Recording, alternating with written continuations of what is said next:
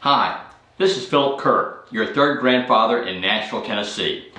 Join me in 20 seconds for a C-19 overview and two mind-blowing revelations.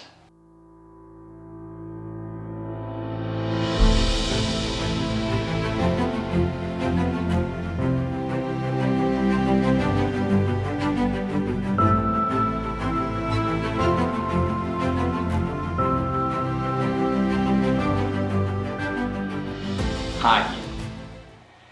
We here in the United States have been living for the last few months in difficult times.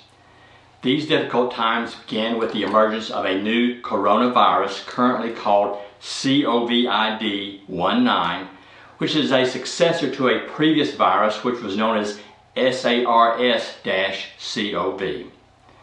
There has been a great deal of confusion concerning this virus, and as with anything of importance in life, when we do not understand something, we tend to overreact out of fear.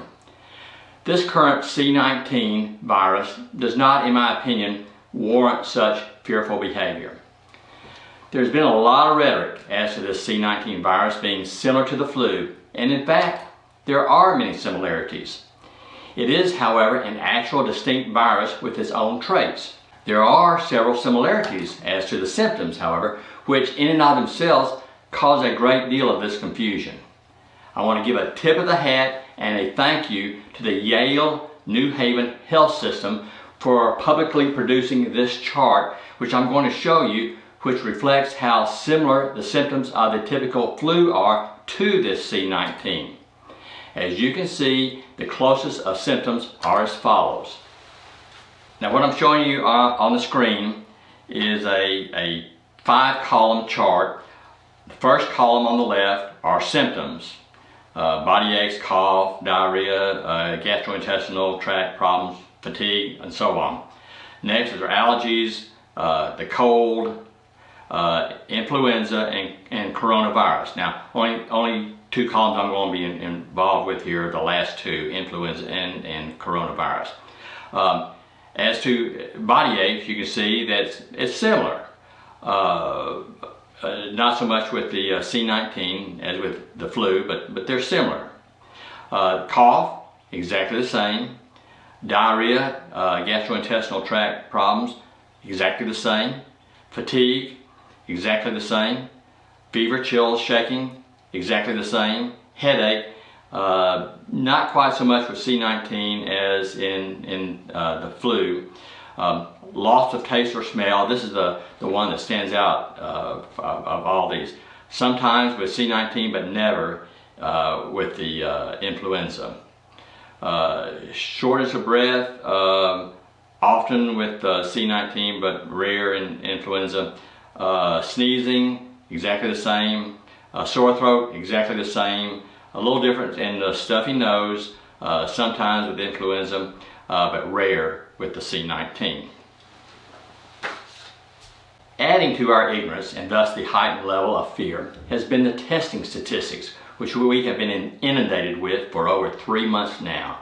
It is common knowledge, and no one really disputes this, that many of the earlier tests were inaccurate, and the current tests may also not accurately reflect the number of C-19 cases because of the nature of the test. I discussed this previously in a previous video. The tests being used are not blood tests wherein the actual virus is segregated and discovered. Rather, the tests are tests to discover antibodies which are believed to be generated when the C-19 virus is present. This antibody test is certainly not perfect, as has been illustrated many times, and in addition to that, there are many false positives in addition to false negatives when these tests are performed. The mere fact of the wildly varying numbers of cases and deaths in differing states is, in and of itself, evidence of the inaccuracy of the statistics, and thus we are left to guess as to the severity of the true nature of this illness. And, adding to that, is the criteria given to determining whether a death was indeed a true C-19 death, in that the medical industry rulers began dictating that healthcare personnel were to delineate a C-19 death as one in which a person died from any cause, as long as they tested positive for the C-19 virus. Even the least sophisticated individual can reason that using such a criteria makes a joke out of the C-19 death statistics. And in addition to that, my own local Department of Health has now added the criteria of probable cases of death from C-19. So that we not only have the actual deaths from C-19, we now have those that are probably from C-19. Now, let me give you a little illustration as to this issue of misclassifying C-19 deaths. And this is just kind of an analogy. In every murder trial, the state must establish the cause of death. Without a cause of death, a determination of murder cannot be made. So, picture a coroner or a medical examiner testifying in court, and when asked what the cause of death was, he or she answers, "Well, it was probably from a gunshot." Needless to say, if that's the answer, then the court case is going to end in favor of the defendant. Now, back to another aspect of the classifications of the illness, that of recording cases versus deaths. You may have noticed that there has been a shift locally, statewide, and federally to highlight the statistics of cases as opposed to deaths.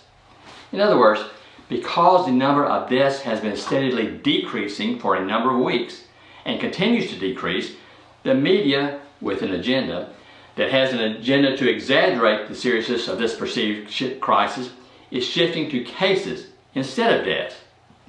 As you can see by the worldometer chart taken on June 26, 2020, there is, in fact, a decreasing number of deaths. Yet we here in my particular hometown of Nashville, Tennessee, as in most other cities, are still on a form of lockdown. And we and our local businesses are not allowed to function as we normally would. Another way of looking at all this is to use the C-19 cases and deaths in comparison to the reporting of motor vehicle fatalities. And this is another analogy for you. As I have shown you in previous videos, there are 4 groups of people when we are speaking of the C-19 virus. Number 1, those who never got infected. Number 2, those who are infected but show no symptoms. Number 3, those who are infected and show symptoms, some mild and some severe. And last category, number 4, those who are infected and sadly die from the virus. I want you to consider looking at the virus cases as though they are traffic-related statistics. In other words, there are people, group 1, who are never involved in any type of motor vehicle accident. Second group, those who are involved in a motor vehicle collision but there's no damage whatsoever. Third, those who are in a motor vehicle accident and the damage can be mild or it can be very severe with personal injury. Or 4, the last category, those motor vehicle accidents which result in death. In this analogy, I'm going to use a number which is currently the number of C-19 deaths in my locale at the end of June 2020. This number of deaths in my county, which is also known as Nashville, Tennessee, is 99. And historically, we're at the end of the season for illnesses such as C-19. So while the numbers might increase somewhat, they are not expected to increase very much.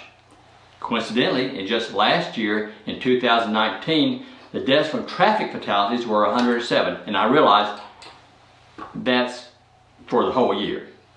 Now that's a very close number, and that's why I'm using it for my illustration. If we wanted to quarantine bad drivers and take them off the road, would we pick the ones who were never in accidents, or accidents with no damage, or accidents with very little damage? Or would we quarantine the ones who caused accidents, which resulted in death or serious personal injury? Well, of course, we would take the truly bad drivers off the road and quarantine them, so to speak. However, with C-19, we took everybody off the road. We locked everybody down. In my previous video, as of May 28, 2020, I showed that no one in my city of over 659,000 people, 40 years of age or under, has died from C-19. And yet, we wrecked all those people's lives by locking them down, locking their businesses down, and taking away their jobs. For what? For an agenda and for bad decision making. Now, as I said before, I'm not trying to second guess anyone. I'm not trying to play Monday morning quarterback. But after 2 or 3 weeks, when this first started, the powers that be should have realized this is not what we have been told it was. and we should have modified the severe penalty imposed upon us of this locking us down and hurting us economically. And yet, 3 months later, it's still going on. Now, it could be argued that those 40-year-olds and under would have died had they not been locked down. Well, let's explore that logic. If that be the case, why were there 58 deaths up through May 28, 2020 if everybody was locked down?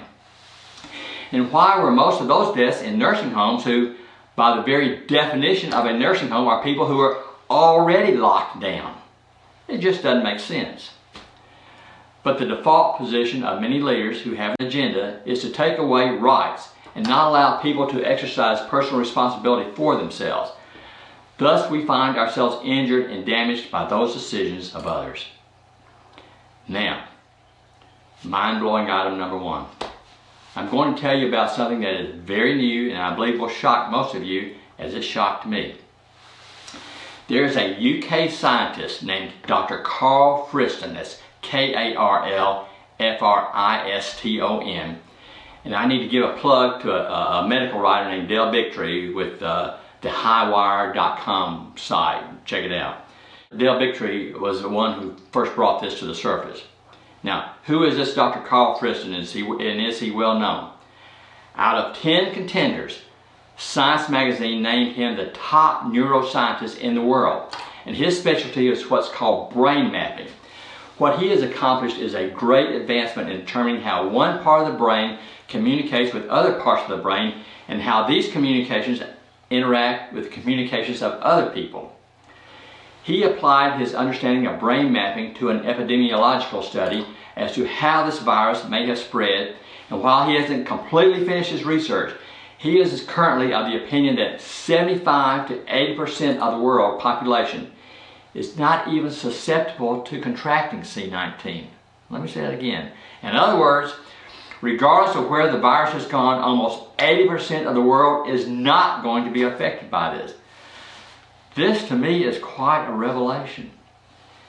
And this may very well explain the phenomenon that I've wrestled with for the last few months.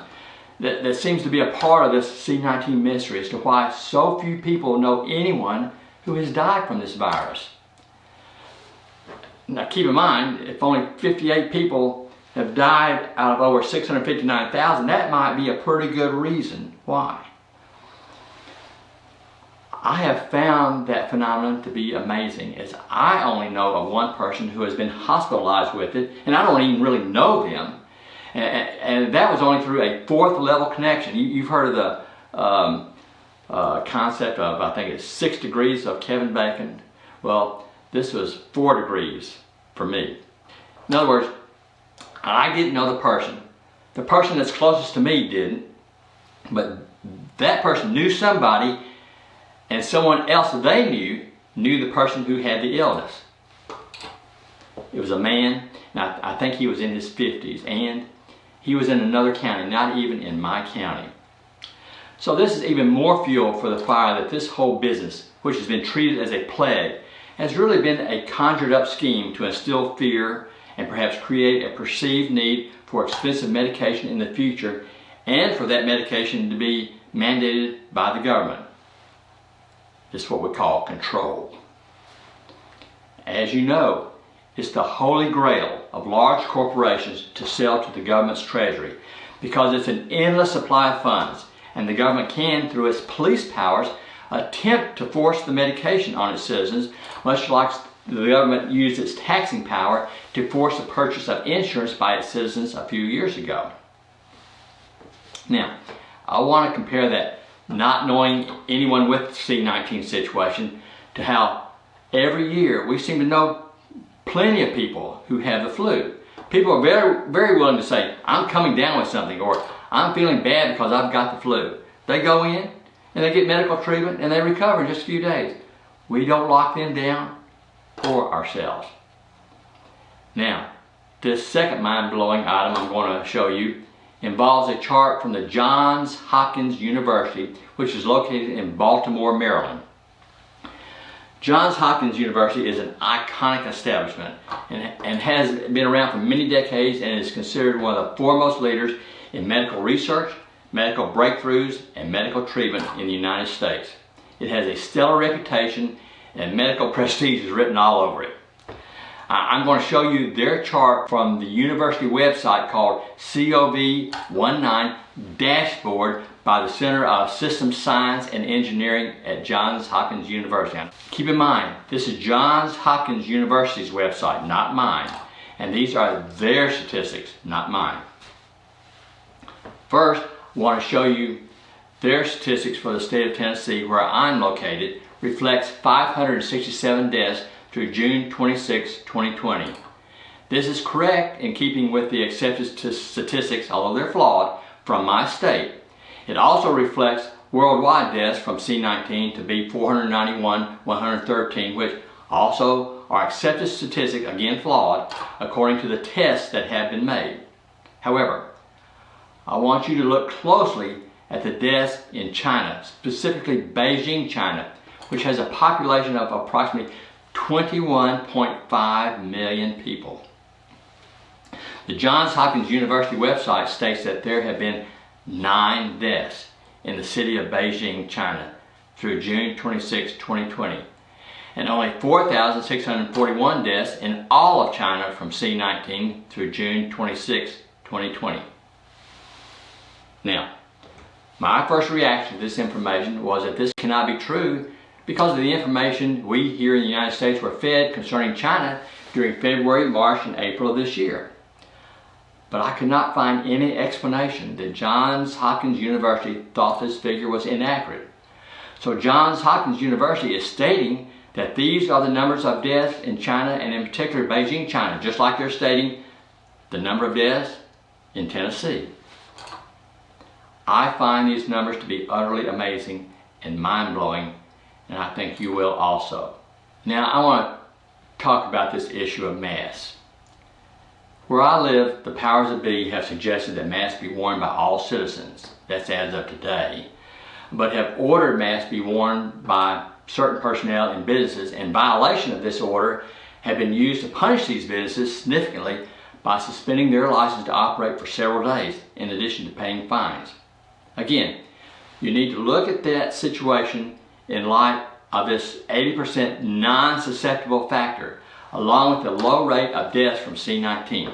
Again, as of May 28, 2020, my city of over 659,000 people had only 58 deaths related to C-19. I understand that's 99 now.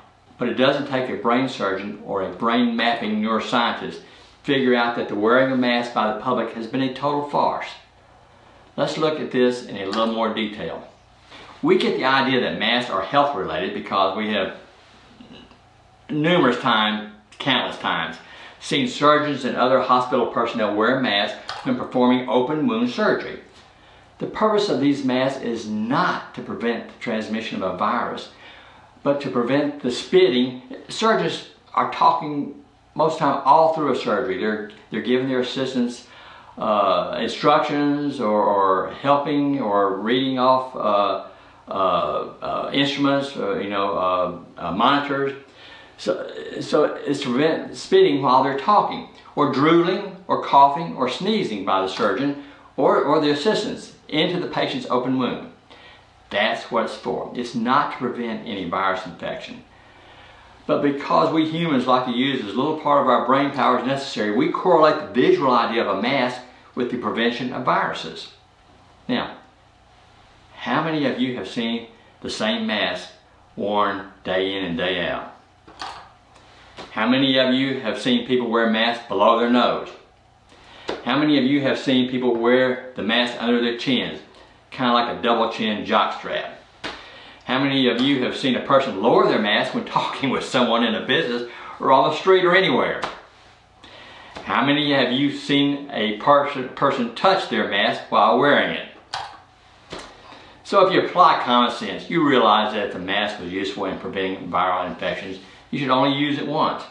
And if the idea is to prevent viral infections, you should not touch something and then touch your mask with your hand that just touched a possibly contaminated surface. There are many physicians who publicly state that the typical mask and the homemade cloth masks are not designed to strain out viruses because the virus molecules are simply smaller than the mesh of the mask.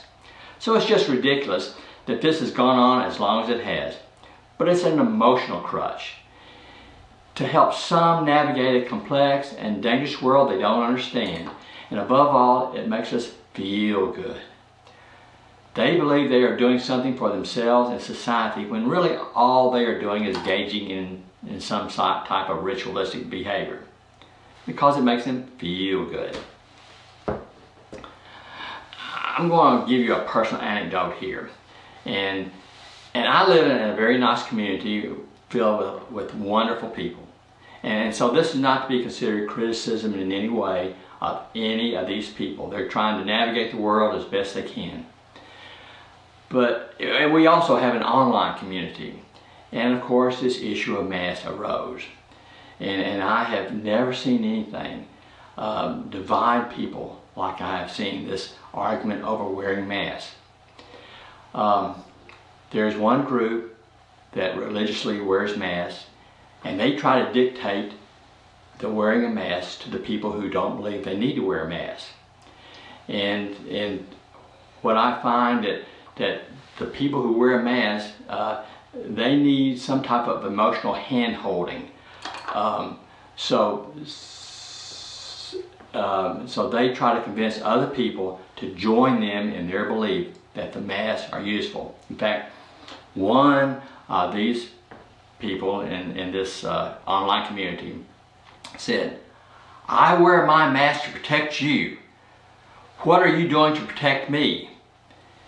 And this man or woman was told that this person was doing nothing because the masks don't help. And this person offered to do anything they could for this person that would help them in their situation, but that they weren't going to wear a mask. Now, the same goes for these plexiglass barriers that are all over the stores. Keep in mind that pretty much at any time in these businesses, there's an air conditioner or a heating system operated in any store. Somehow or other, we believe the so-called virus particles travel only in straight lines. They can't whirl around in the air behind a plexiglass shield and infect someone. Those are very disciplined viruses. They only march in straight lines. But worse than that, I fear that our taxpayer dollars will one day be used to establish a mask commission or even congressional hearings on safety standards for masks in order to placate the citizens. We will have studies done, millions of dollars spent to make sure we are wearing a proper government-approved mask.